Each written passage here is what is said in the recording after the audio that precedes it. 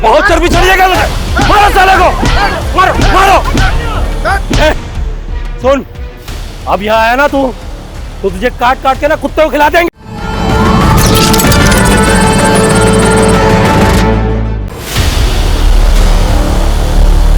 साले चले साले, अरे बहुत चर्बी चढ़ जाएगा मुझे। मारो साले को, मारो मारो। सुन, अब यहाँ आया ना तू, तो तुझे काट काट के ना कुत्ते को खिला देंगे।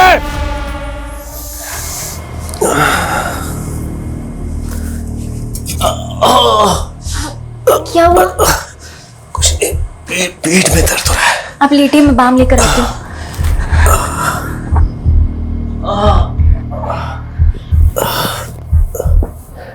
कितनी बार कहा है कि भारी सामान मत उठाया कीजिए। वर्कर लोग काहे के लिए रखे हैं? ज्यादा प्रॉब्लम हो गई और 10 दिन घर पे बैठना पड़ गया ना, तब पता चलेगा आपको। समझाइए अपने पापा को, क्योंकि इनसे ज्यादा समझदार तो आप हैं। थोड़ा आराम मिला? हाँ, आराम तो तुम्हारे हाथ लगाते ही मिल जाता है। अच्छा, तो एक काम करते हैं, एक क्लिनिक खोल लेते हैं। पेशेंट्स आएंगे, हम बस टच करेंगे और फीस ले लेंगे। खूब कमाई होगी और फिर हम उससे अपना एक नया बंगला ले लेंगे। सुनो, जितना टच करना है ना हमको कर लो, ठीक है? किसी और को किया ना बहुत बुरा होगा। तुम तो एक पर्सनल डॉक्टर हो ना। अच्छा। हाँ, अरे बंगले की बात तो तुम्हारे लिए ना माल खरीदेंगे। अब पूछो माल का नाम क्या रखेंगे? क्या? रज्जी महल। सच्ची में? बातें बनाना तो कोई आपसे सीखे। अरे तुम भी तो सीख लो जरा। छोड़िए ना, बच्चे तीनों जगे हुए हैं, क्या कर रहे हैं? चौथे को भी जगने दो।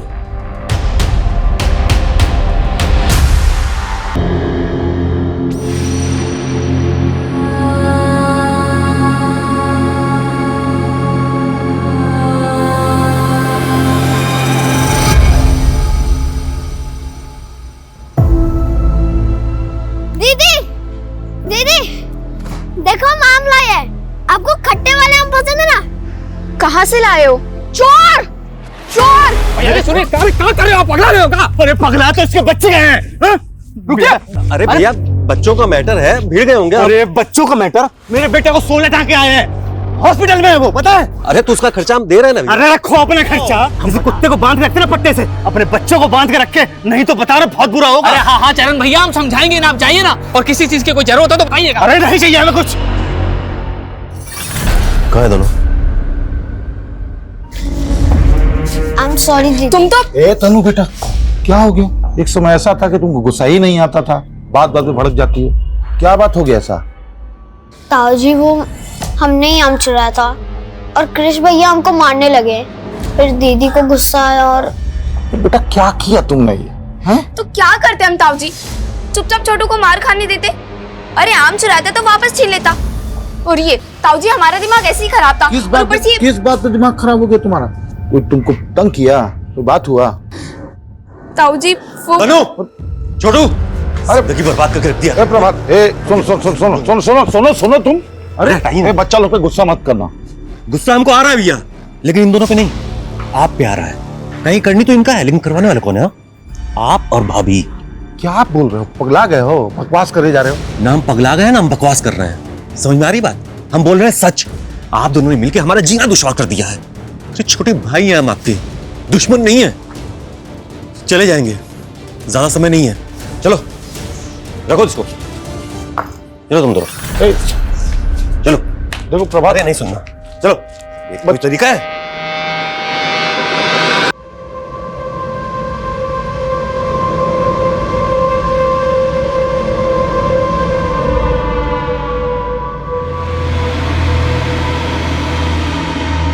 छोड़ो मुझे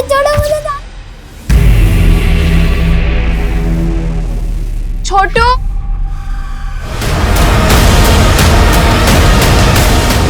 इसमें गुस्सा करने से कुछ नहीं होगा। जब तक हम बर्बाद नहीं हो जाते ना, ये सब बंद नहीं होने वाला। कहाँ मिला है तुमको? घर के बाहर। जब से ये सब मिलने लगा है ना कुछ गलत होता जा रहा है। अपनी तनु कितनी शांत स्वभाव की थी, कोई सोच भी नहीं सकता कि पत्थर मार के किसी का सर फोड़ देगी। अगर हम रंगे हाथ पकड़ लेते ना तो वही हाल करते जो तनु ने कृष का किया।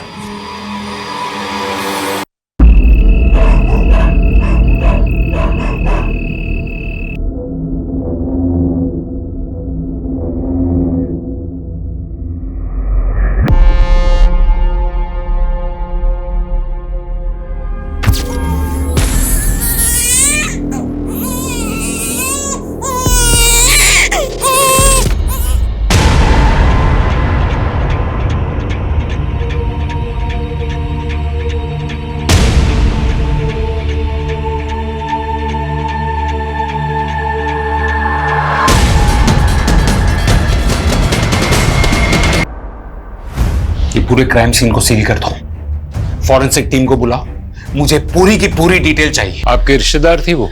हाँ सर, हमारे छोटे भाई की पत्नी सर। लगता है उनको किसी ने नींद में ही मार दिया है, और उस बच्चे को भी। लेकिन अभी कल ही तो प्रभात भैया घर आए थे। आप? हाँ, हमारी पत्नी है सर। सर हमको अपने भाई प्रभात का और दो छोटा बच्चे का चिंता हो रहा है सर। वो पता नहीं कहाँ गए। आप कुछ कह रही थी कि प्रभात कल रात को घर आया था? हाँ हाँ सर। क्यों? सर वो लोग यहाँ से शिफ्ट होकर जमशेदपुर जाने वाले थे, बस आखिरी बार इसलिए मिलने आया था सर वो। प्रभात, अपना भाभी से इज्जत से बात करो, समझे? इज्जत पाने के लिए ना इज्जत पाने लायक काम भी करना पड़ता है। गिनना आती है आप लोगों से। खैर, जा रहे हैं शहर छोड़ के कल, जो करते मेरे करिए। तो उसके बाद आप लोगों की कोई बात नहीं हुई? नहीं सर। लेकिन सर प्रभात भैया और दोनों बच्चे हैं कहाँ? आप फिक्र मत करिए, उन्हें ढूंढ रहे हैं। इनके स्टेटमेंट्स ले लो। बेटा बेटा, आराम से आराम से। इसकी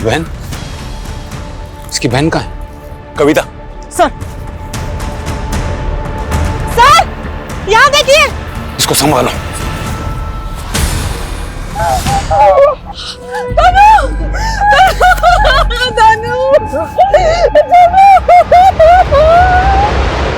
मकसद चोरी नहीं बल्कि इनका मर्डर ही था।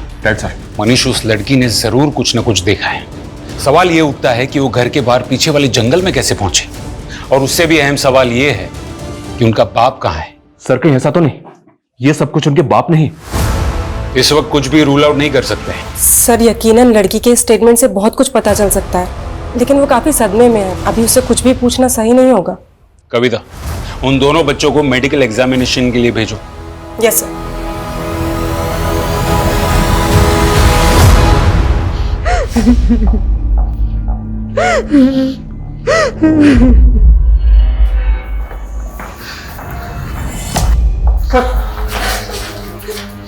सर क्या बोले डॉक्टर?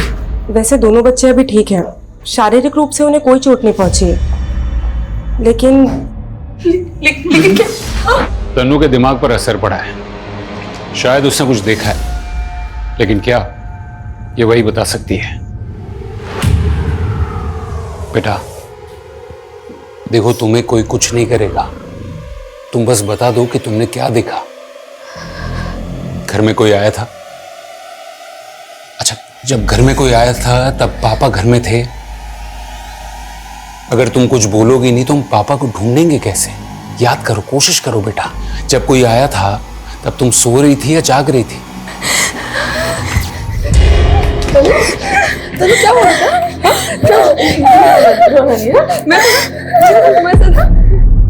इसमें तो कोई शक नहीं है कि जब मर्डर हुआ तब तनु वहीं पर थी, क्योंकि तनु जब हमें जंगल में मिली तब उसके चेहरे पर और कपड़ों पर खून के छींटे थे। तनु और उसका छोटा भाई दोनों उसी कमरे में थे, पर किलर ने उनको नहीं मारा। मेरा मतलब सर, दो चश्मदीद गवाहों को जिंदा छोड़ दिया। या तो किलर उनको जानता होगा और वो उनसे इतना प्यार करता होगा कि वो उन्हें मारना नहीं चाहता होगा, यानी कि उनका बाप था। या फिर किलर ने उनको देखा ही नहीं होगा और तनु ने समझदारी दिखाई और वो अपने भाई को लेकर वहां से चुपचाप भाग गई। सर प्रभात और रज्जी का फोन मिला है घर पे, हमने दोनों फोन फॉरेंसिक और साइबर वालों को दे दिए। तनु के लिए काउंसलर का इंतजाम हो गया? यस सर, कल से सेशन स्टार्ट हो जाएगा। छोटू ले बेटा, दूध पी ले। नहीं छोड़ो, क्या दे रहे तुम मेरे भाई को? क्या हुआ तुमको? क्या हुआ? क्या हुआ बेटा? हाँ? धर्म? पता नहीं, मैं तो दूध लेके आया था छोटू के लिए जो आपने मुझे दिया था। इतने में तनु ने मेरे हाथ से छीन लिया। बेटा ये तुम्हारे मामा है ना? हाँ क्या हो? ताई जी हमें छोटू को दूध पिलाना था। ठीक है पिला। अरे छोटू दूध पी ले। मैंने क्या किया है? इसी का दिमाग खराब हो।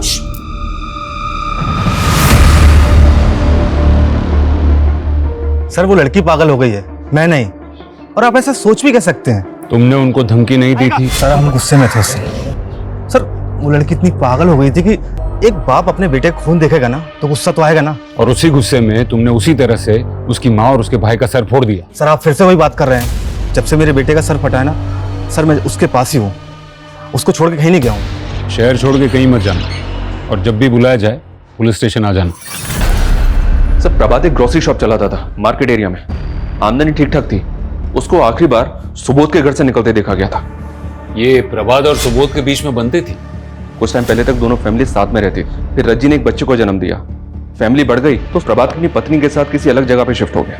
तो पैसों का या पुश्तैनी जायदाद का कोई बंटवारा? नहीं सर, किसी पुश्तैनी जायदाद का कोई बंटवारा नहीं। सुबोध राजकीय विद्यालय में टीचिंग करता है और प्रभात के दोनों बच्चे उसी स्कूल में पढ़ते हैं। और दोनों की पत्नियां?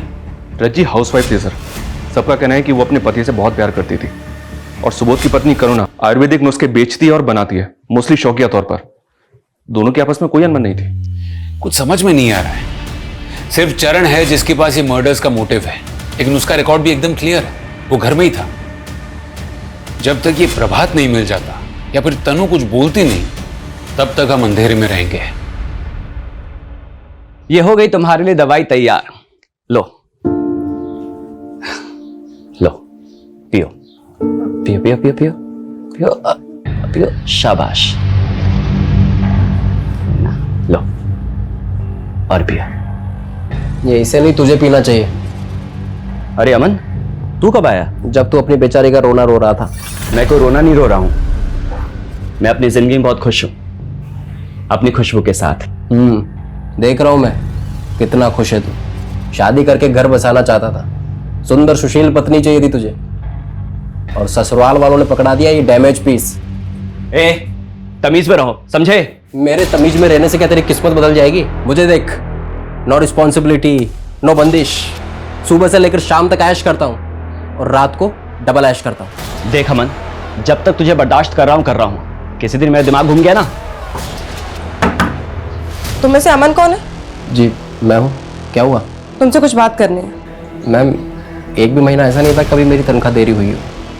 अच्छे इंसान थे मतलब हैं, अच्छे इंसान हैं। उनकी किसी से कोई दुश्मनी थी? सवाल ही पैदा नहीं होता मैडम। उसकी वाइफ को कितने अच्छे से जानते हो तुम? मैं मिला हूँ, 3-4 बार उनसे मिला हूँ। प्रभात भाई अपनी बीवी से बहुत प्यार करते थे। मेरे घर पे देना है। तुम्हारी भाभी का जन्मदिन है ना, उसके लिए साड़ी है। उसको तोहफा देने के बाद उसके चेहरे पे जो खुशी होती है ना, उसको देखने का मजा ही कुछ और है अमन बाबू। ठीक है, जरूरत पड़ेगी तो थाने बुलाएंगे। ठीक है।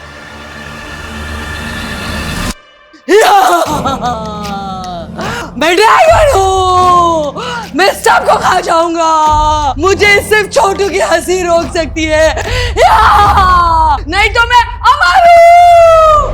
और जैसे जैसे छोटू की हंसी बढ़ती जाएगी, वैसे वैसे मेरी शक्ति कम हो जाएगी।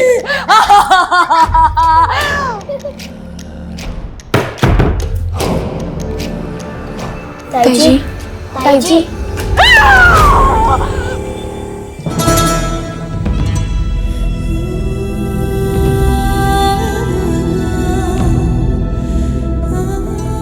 सुबोध जी, लगता है आपकी वाइफ इन बच्चों से बहुत प्यार करती है। हाँ सर, करुणा के अलावा इन बच्चा लोग को इतना जल्दी कोई भी ठीक नहीं कर सकता था। इसका जान बसता था बच्चों में। और प्रभात की? मेरा मतलब है प्रभात भी इन बच्चों से उतना ही प्यार करता था। सर जितना आप करुणा का प्यार देख रहे हैं ना, उससे कहीं ज्यादा। प्रभात का पूरा जिंदगी बच्चा लोग और रज्जी के इर्द गिर्द घूमता है सर। अगर ऐसा है तो फिर ये प्रभात गायब कहाँ हो गया? हम जान रहे हैं सर आप क्या बोलना चाहते हैं, लेकिन हम पूरा विश्वास के साथ कह रहे हैं कि जो कुछ हुआ है ना, इसमें प्रभात का कोई हाथ हो ही नहीं सकता है। सर या तो प्रभात खुद ही कोई मुसीबत में फंस गया है, या वो रज्जी के पास। सर रज्जी के फोन से कुछ मीडिया डिलीट किया गया था, उसे रिट्रीव किया जा रहा है। रज्जी और प्रभात के कॉल रिकॉर्ड्स भी आ गए हैं। इनको ना तो किसी अननोन नंबर से कॉल आया था, ना ही इन्होंने किसी को कॉल किया है। इनफैक्ट सिर्फ 2 कॉल्स प्रभात को दुकान से आए थे, बाकी सारी कॉल्स उनके आपस में ही है सर। सर इसका मतलब है जब मर्डर हुआ तब तन्नू 100% वहीं थी। और सर पोस्टमार्टम रिपोर्ट में वही आया जैसा हमने सोचा था। सर क्राइम सीन पे जो पत्थर मिला था सर, मर्डर उसी पत्थर से किया गया है, लेकिन सर कोई फिंगरप्रिंट या फिर डीएनए रिट्रीव नहीं हो पाया। सर रज्जी पे 4 से 5 बार उस पत्थर से वार किया गया है और बच्चे पे 1 बार। इसका मतलब है मारने वाले के दिमाग में बहुत ज्यादा नफरत भरी हुई थी। सर इसी वजह से पत्थर पे इतना ज्यादा खून था कि कोई फिंगरप्रिंट नहीं मिल पाया। और कुछ अनयूजुअल? यस सर, रज्जी के साथ रेप भी हुआ था। What? लाश के साथ रेप? मतलब नेक्रोफिलिया? मतलब ये बंदा मुर्दों के साथ सेक्स करता था? बच्चों के लिए काउंसलर आ रहे हैं ना? Yes sir. देखो बेटा, हम जानते हैं कि आप बहुत दुखी हो, लेकिन उस किलर ने आपके छोटे भाई गोलू को बहुत चोट पहुंचाई है ना, और आपकी माँ को भी ना। बेटा उस आदमी ने जब आपके छोटे भाई को और आपकी माँ को मारा तब आप वहीं थी ना? क्या हुआ था वहां? आपने उस आदमी की शक्ल देखी थी ना? तनु, सर प्लीज, अभी तनु बहुत डरी हुई है, हम बाद में पूछताछ करेंगे।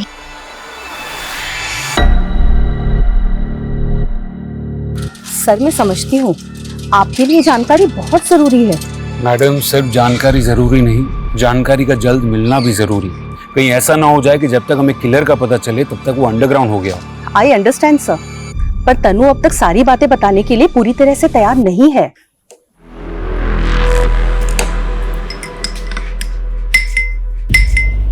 ताई जी, आप ये दूध में क्या मिला रही हैं? बेटा ये जड़ी बूटी है, ताकि तुम दोनों को अच्छे से नींद आए और खासकर तुम्हें बुरे सपने ना आए। ताई जी, हमको बहुत डर लगता है। इसीलिए तो दवाई दे रही हूँ, सारा डर खत्म हो जाएगा। अब चलो चलो बेटो, यहाँ पे चलो। गुड गर्ल, ये लो, और पूरा खत्म करना है, ठीक है ना? पियो पियो पियो। Good boy.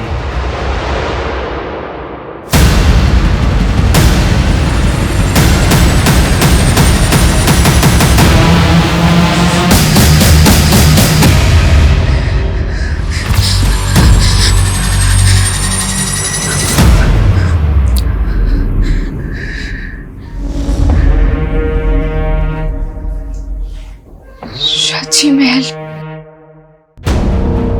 May I come in, sir? Come in। Sir Rajji के फोन से जो मीडिया फाइल डिलीट हुए थे वो मिल गए। मतलब रज्जी किसी और के साथ? क्योंकि फोटो में इस आदमी की डील डॉल देखकर ये तो साफ पता चलता है कि ये प्रभात नहीं है। सर हो सकता है रज्जी को कोई ब्लैकमेल कर रहा हो। मुमकिन है सर प्रभात ने ये फोटो देख ली और गुस्से में आकर उसने रज्जी का खून कर दिया। गुस्से की वजह अगर बेवफाई है तो इंसान हैवान बन जाता है, वो कुछ भी कर सकता है। लेकिन उसने अपने बच्चे को क्यों मारा होगा? हो सकता है सर प्रभात को ये शक हो गया हो कि ये बच्चा उसका नहीं है, इसी आदमी का है, और शायद इसी वजह से। और सर उसके भैया भाभी बच्चों से जितना प्यार करते हैं उसे यकीन होगा कि वो उन्हें संभाल लेंगे। सर तनु ने अपने बाप को ही मर्डर करते हुए देखा होगा, शायद इसी वजह से वो ज्यादा सदमे में है और हमें कुछ बता नहीं पा रही है। लेकिन जब तक प्रभात नहीं मिल जाता तब तक सच्चाई बाहर नहीं आएगी। ये प्रभात के नाम का डबल अलर्ट जारी करो और साइबर टीम से कहो कि ये पता करे कि रज्जी को ये फोटोज किस नंबर से भेजे गए थे, और फॉरेंसिक डिपार्टमेंट से कहो कि उस बच्चे की डीएनए टेस्ट भी करवाए। सर हमको भी तो पता चले कि वो बच्चा प्रभात का था भी या नहीं। Okay sir.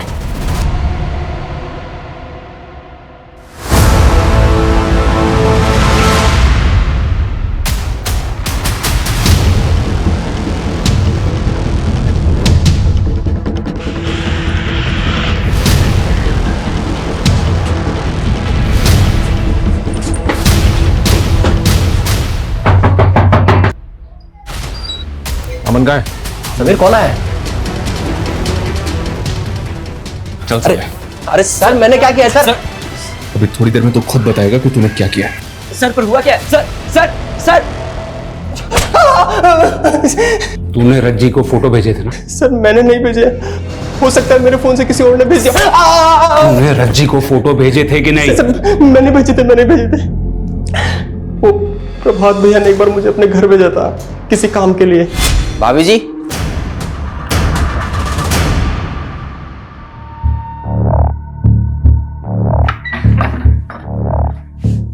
अमन भैया, आप कब आए? अभी कुछ देर पहले, जब आप अपने कपड़े पहन रही थी। ये क्या बकवास कर रहे हैं आप? विश्वास नहीं होता आपको? हाँ? ये देखिए, अच्छी है ना वीडियो? लेकिन ये सब कुछ नहीं किया। बाकी के 2 बच्चों को क्यों छोड़ दिया? सर हम सच कह रहे हैं, बच्चे को और भाभी को मैंने नहीं मारा।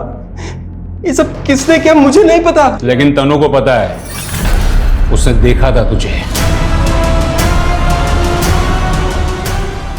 अच्छा बेटा,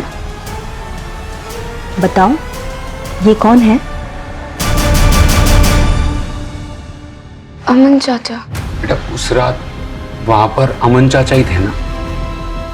नहीं बेटा ठीक से याद करो, उस रात वहां पर अमन चाचा ही थे ना? उन्हीं ने तुम्हारी माँ को और तुम्हारे भाई को मारा ना? नहीं, अमन चाचा नहीं थे वहां पे। सर अमन का कहना है कि प्रभात को उसके और रज्जी के बारे में कुछ पता नहीं था। जाहिर है, क्योंकि अगर प्रभात को पता चला होता और उसी वजह से उसने रज्जी को मारा होता तो वो अमन को भी नहीं छोड़ता। सर बच्चे की डीएनए रिपोर्ट आ गई। गोलू प्रभात का ही बेटा था, तनु और छोटू का सगा भाई। सर हम इस केस के तकरीबन हर पहलू को इन्वेस्टिगेट कर चुके हैं। ना तो हमें अभी तक कातिल मिला है और ना इस कातिल के बारे में कोई क्लू मिला है। You're right. अब तक हम इस केस के हर पहलू की तहकीकात कर चुके हैं, सिवाय एक। शुरू से हम सुनते आ रहे हैं कि प्रभात और रज्जी जमशेदपुर शिफ्ट हो रहे हैं। कहीं ऐसा तो नहीं है कि इस वारदात की जड़ें वहीं से उगी हों?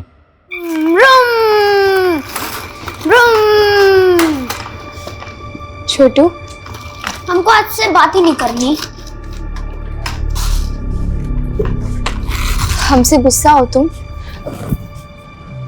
देखो, हमें तुम्हारी फिक्र है ना, इसलिए हम कभी कभी तुम पर गुस्सा करते हैं। कभी कभी तो आपसे डर भी लगता है। तुम्हें कुछ नहीं हो, इसलिए तो हम तुम्हें कभी अपने आंखों से दूर होने नहीं देना चाहते ना। अच्छा सॉरी, कान पकड़ के सॉरी। मम्मी पापा तो छोड़ के चले गए, अगर आप भी ऐसा करोगे तो। सॉरी बोला ना, अब आ जाओ जल्दी से। ये अब से हम लोग हमेशा साथ रहेंगे, खुश रहेंगे। हाँ दीदी, पर रहेंगे कहाँ? मैडम हम प्रभात को 20 सालों से जानते थे, वो बहुत अच्छा आदमी था। उनकी किसी से कोई दुश्मनी? सवाल ही नहीं उठता मैडम, लेकिन वो कहते हैं ना, घर का भेद ही लंका ढाए। क्या मतलब? मतलब उनके भैया और भाभी उनके दुश्मन बने बैठे थे। लेकिन हमें तो पता है कि भैया भाभी दोनों बच्चों से बहुत प्यार करते थे। मैडम हम कहाँ मना कर रहे हैं इस बात से, लेकिन जरूरत से ज्यादा प्यार भी जहर बन जाता है। करुणा भाभी प्रभात को अपने बच्चे की तरह समझती थी, रज्जी को भी फूलों की तरह रखती थी करुणा भाभी। लेकिन फिर तन्नू के जन्म के बाद करुणा भाभी ने बच्चे की सारी जिम्मेदारी अपने सर पर ले ली। कभी कभी तो यही समझ नहीं आता था कि बच्चे की माँ रज्जी है या फिर करुणा भाभी। बस यही बात रज्जी को खलने लग गई। हमें पता है कि जब प्रभात ने अलग होने की बात की थी तो दोनों भाइयों में काफी कहासुनी हुई थी। जी बिल्कुल मैडम, करुणा भाभी की तबीयत फिर बिगड़ने लग गई, उन्हें दौरे से पड़ने लग गए। सुबोध भैया ने उनका इलाज कहाँ नहीं करवाया। लेकिन फिर दोनों भाइयों के बीच में एक समझौता हुआ कि करुणा भाभी कभी कभी बच्चों से मिलती रहेगी। थोड़ा समय लगा, लेकिन करुणा भाभी ने इस समझौते को स्वीकार लिया। सर जमशेदपुर से कोई खास खबर नहीं है, सिर्फ इतना पता चला है कि प्रभात ने वहाँ पे घर किराए पे लिया था जहाँ वो शिफ्ट होने वाला था। हाउस ओनर नेबर से भी बात की पर कुछ अनयूजुअल मिला नहीं। लेकिन एक बात तो साफ है कि यहाँ करुणा और सुबोध ये बिल्कुल भी नहीं चाहते थे कि प्रभात और उसका परिवार शहर छोड़ के जाएं। करुणा जी, सुना है वो अपनी ममता में इतनी बेकाबू हो गई थी कि प्रभात और उसका परिवार शहर छोड़कर न जाए, इसलिए आपने टोने टोटके का सहारा लेना शुरू कर दिया था तुम दोनों के लिए। सर हम अपना करुणा को टूटते हुए नहीं देख सकते थे सर, इसमें हमारा जान बसता है। और अगर ये मां नहीं बन सकती है तो इसमें इसका क्या गलती है सर? और क्या किया है इसने? बस बच्चा लोगों को प्यार किया है ना सर। आप बताइए, बच्चा लोगों को प्यार करना कोई कानूनी जुर्म होता है क्या? और सर बात सिर्फ उनके यहाँ जाने की नहीं थी, तनु की मानसिक स्थिति ठीक नहीं रहती थी, उसे नजर लग गई थी और वो बहुत चिड़चिड़ करने लगी थी, इसलिए मैंने सोचा कि अगर मैं काला जादू करूंगी तो वो थोड़ी ठीक हो जाएगी। आखिरी बार जब प्रभात तुमसे मिलने आया तब तुम्हारी उससे लड़ाई हुई थी? नहीं सर, हम अपना भाई से कभी लड़ ही नहीं सकते थे। वो तो थोड़ा कहा सुनी हो गया था। प्रभात, अपना भाभी से इज्जत से बात करो, समझे? इज्जत पाने के लिए ना इज्जत पाने लायक काम भी करना पड़ता है। वो सब भूल गया था सर, वो सब कुछ भूल गया था जो हम उसके लिए किए थे। वो बस हमसे पीछा छुड़ाना चाहता था और इसीलिए तुमने उसकी जान ली। उन दोनों बच्चों को छोड़ दिया जिससे तुम्हारी पत्नी को लगाव था, लेकिन उस मासूम बच्चे की जान ले ली जिसे रज्जी ने अपने करीब रखा था। और फिर अपने बदले की आग में तुमने रज्जी की लाश के साथ भी। क्या बोल रहे हैं सर आप? कितना घिनौना इल्जाम लगा रहे हैं। सर कैसी बातें कर रहे हैं आप? सर हमने ऐसा कुछ नहीं किया, मैं कह रही हूँ ना, हमने कुछ नहीं किया है सर, कुछ नहीं किया है। इनके खिलाफ हमारे पास कोई सबूत नहीं है। सर तनु इनके ही घर में रह रही है, कहीं ऐसा तो नहीं कि इनके डर से वो कुछ नहीं कर रही? अनीश वो उनकी गार्डियन है, सिर्फ शक के बिना पर हम कोई कदम नहीं उठा सकते। फिर भी उन पर 24 घंटे नजर रखो। कमाल है, हर कोई ऐसा कह रहा है कि हत्याकांड के कुछ दिनों पहले से ही तनु अजीब बिहेव कर रही थी। वो अपने छोटे भाई के लिए वो क्रिश पर जानलेवा हमला भी कर दी। आखिर एक 10 साल की बच्ची में इतना अग्रेशन किस बात का? अरे वाह तनु बेटा, आज तो आपके चेहरे पे न गुस्सा है न डर। अच्छा एक बात बताओ, दुनिया में आप सबसे ज्यादा किससे प्यार करते हो? छोटू से। छोटू से? वो है ही इतना प्यारा, तभी तो आप छोटू को सबसे बचाते ही रहती हो, है ना? उस दिन भी आपने छोटू को बचाने की कोशिश की ना, इसीलिए आपने पत्थर से कृष का सर फोड़ दिया ना। इसका मतलब कोई भी छोटू को अगर तकलीफ देने की कोशिश करेगा तो मैं उसका सिर फोड़ दूंगी। सर तनु का केस थोड़ा पेचीदा है। उसे अपनी माँ की मौत देखने का, अपने भाई की मौत देखने का, अपने बाप के लापता होने का दुख तो जरूर होगा, पर उससे भी ज्यादा सदमा उसे छोटू को कुछ हो जाने के डर का है। इसका मतलब है कुछ ऐसा हुआ होगा जिसे तनु को लगे कि छोटू को खतरा है। वो छोटू को लेके अब भी इतनी पॉजिटिव है कि किसी को भी उसके करीब जल्दी जाने ही नहीं देती। जिस खतरे से तनु अपने भाई को बचाना चाहती है, क्या वो खतरा उसकी माँ और भाई की मौत से जुड़ा हुआ है? ये अब क्या बना रहे हो दीदी? ये रज्जी महल है, ये पापा ने हमारे लिए बनाया। यहाँ आंगन में होगा झूला और फिर यहाँ से ऊपर जाने के लिए हमारे कमरे में होगी सीढ़ी और हमारे कमरे में होगा एक गद्देदार बेड जिसमें तुम खूब उछलोगे, है ना? हाँ। माँ पापा भी वहाँ होंगे? क्या वो हमारा इंतजार कर रहे हैं? माँ तो नहीं, लेकिन पापा जरूर होंगे वहाँ पे। सब प्रभात की मौत हुई 12 दिन पहले और उसकी डेड बॉडी मिली है अभी 2 दिन पहले। पोस्टमार्टम में मौत की वजह? सर पे चोट। मतलब वैसे ही जैसे रज्जी और उसके बच्चे को मारा, लेकिन मर्डर के लोकेशंस अलग अलग हैं। जिस जंगल में प्रभात की लाश मिली, हो सकता है किलर ने प्रभात को उसी जंगल में मारा, वहां डंप किया और फिर प्रभात के घर चला गया। इसका मतलब है मनीष कि वो दोनों बचे हुए बच्चों को भी मारने की कोशिश करेगा। हमें तनु के बारे में और जानकारी निकालनी होगी। उसकी मानसिक स्थिति इस वारदात के पहले कैसी थी, उसका बिहेवियर, उसके दोस्त, सब कुछ। सर पूछताछ में पता चला है कि सुबोध ने स्कूल जाना शुरू कर दिया, जबकि हमें अभी ही प्रभात की डेड बॉडी मिली है। तनु की तो स्कूल में सबसे अच्छे स्टूडेंट्स में गिनती होती थी सर, और स्कूल के सारे स्टाफ को बड़ा दुख हुआ था ये सब जानकर। अच्छा, इस घटना से पहले तनु के साथ कोई हादसा हुआ था क्या? मेरा मतलब है कुछ ऐसा जिससे वो डर गई थी? नहीं सर, तनु के साथ तो ऐसा कुछ भी नहीं हुआ था। हाँ, लेकिन छोटू के दोस्त के साथ एक दुर्घटना जरूर हुई थी। क्या हुआ था? छोटू के दोस्त को सांप ने काट लिया था और बेचारे की डेथ हो गई थी। नाम क्या था उसका? रोहन। तनु, छोटू,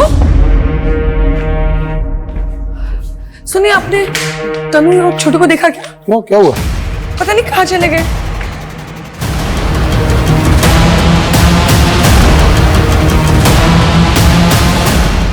स्कूल स्टाफ का कहना है सर कि छोटू के फ्रेंड रोहन की मौत सांप के काटने से हुई थी, जबकि रोहन के नेबर्स का तो कुछ और ही कहना है। क्या मतलब? उनका कहना है कि रोहन ने पॉइजन खा के आत्महत्या कर ली थी। क्या? क्या सर? लेकिन एक 8 साल का बच्चा सुसाइड क्यों करेगा? कहीं ऐसा तो नहीं कि तनु ने रोहन के साथ गलत होते हुए देख लिया हो और इसीलिए वो छोटू को अपने पास ही रख रही थी? हाँ बोलिए। हेलो सर, हमारे बच्चे कहीं नहीं मिल रहे सर, हमने हर जगह ढूंढ लिए, कहीं नहीं मिल रहे सर। आप प्लीज हमारे बच्चे को ढूंढ लीजिए।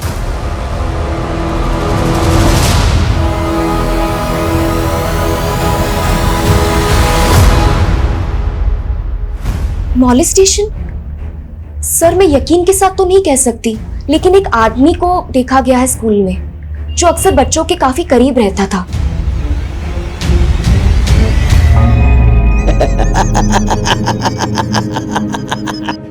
बस दीदी अब नहीं पीना। बेटा थोड़ा और पी लो। नहीं आंटी। बेटा ऐसे किसी को बिना बताए कहीं चले जाना ये गलत है ना। कहाँ जा रहे थे? रज्जी महल जा रहे थे हम लोग।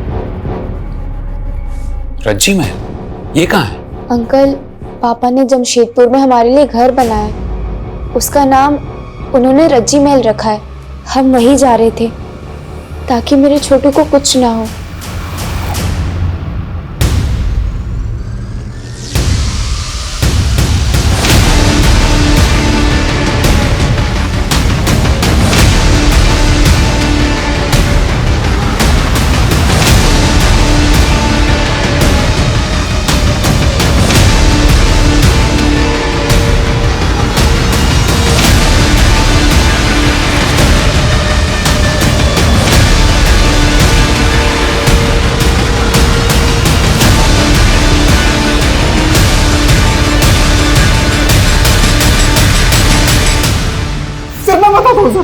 मैं सब कुछ सच बताता हूँ, मारिए मत सर। चल बोल।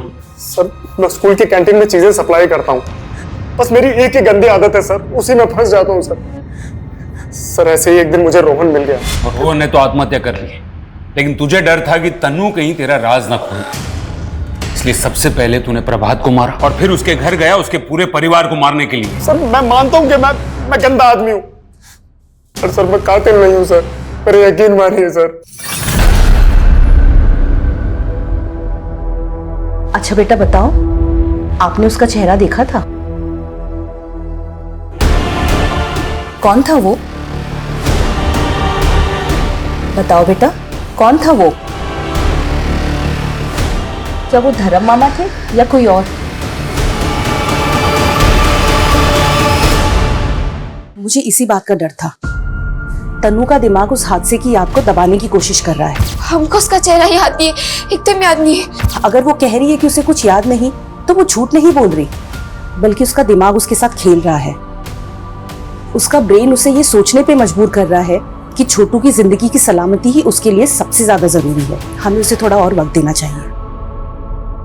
अमन, सुबोध और धर्म, ये हमारे 3 सस्पेक्ट्स हैं। अमन और धर्म सेक्सुअल ऑफेंडर्स की लिस्ट में आते हैं और वो हमारी हिरासत में। अमन और धर्म ने बाकी सारी चीजों को मान लिया है, लेकिन ट्रिपल मर्डर से साफ इनकार कर दिया है। फॉरेंसिक भी धर्म के फेवर में है। किसी ने भी उसे प्रभात के घर आते जाते देखा नहीं है, यहाँ तक कि उसकी फोन की लोकेशन भी वहां की नहीं है। ये रैंडम किलिंग भी नहीं हो सकती सर, क्योंकि प्रभात को उसके घर में नहीं मारा गया। इसका मतलब साफ है, प्रभात को मारने वाला उसको और उसकी फैमिली को अच्छी तरह से जानता था। बिल्कुल, उसने पहले प्रभात को मारा होगा और फिर वो उसके घर गया होगा। रात का वक्त था, इसलिए जाहिर है सब लोग सो रहे होंगे और इसलिए वो दीवार फांदकर कुंडी तोड़कर घर में घुसा होगा। उसे कहीं विश्वास था कि तनु और छोटू कुछ नहीं बता पाए, इसलिए रज्जी और छोटे बच्चे को मारने के बाद वो उन दोनों के पीछे भागा नहीं, ना ही उन्हें ढूंढने की कोशिश की, बल्कि मरी हुई रज्जी का रेप करने लगा। ये ट्रिपल मर्डर को अंजाम देने वाला घर में सिर्फ और सिर्फ अपने दिमाग के फितूर को शांत करने आया था। अपने नेटवर्क को और भी ज्यादा एक्टिवेट करो, खबरियों की मदद लो और ये जानने की कोशिश करो कि उनकी फैमिली में दूर दूर तक ऐसा कोई रिश्तेदार है जिसकी सेक्सुअल दरिंदगी की हिस्ट्री हो। Okay sir. Okay sir.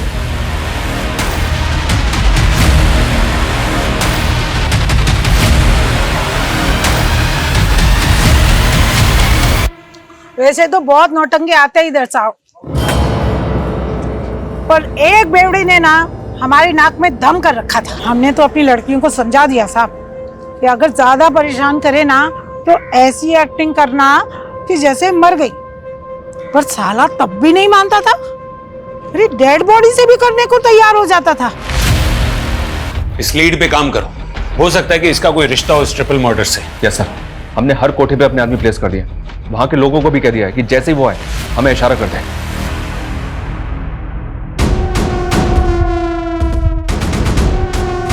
अमीर शेख, अमन का बड़ा भाई। नहीं सर, नहीं सर। चल बोल। अमन ने मुझे रज्जी के साथ वाला वीडियो दिखाया था। रज्जी बहुत सुंदर थी। मैं उसे हर हाल में पाना चाहता था, भले ही एक रात के लिए सही। लेकिन वो लोग शहर छोड़ के जाने वाले थे, तो मैंने भी उम्मीद छोड़ दी थी। मैंने तो बस इसलिए मारा था ताकि वो बेहोश हो जाए और मुझे पहचान न सके। लेकिन वो तो मर गई, और वो बच्चा, उसकी आवाज मेरे कान में चुभ रही थी। इतनी हैवानियत, इतनी दरंगी।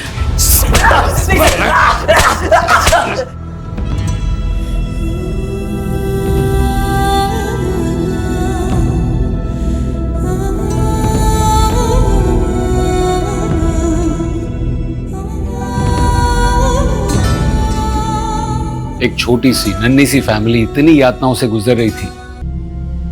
हर बीमारी का इलाज होता है अगर सही समय पर पहचान ली जाए तो।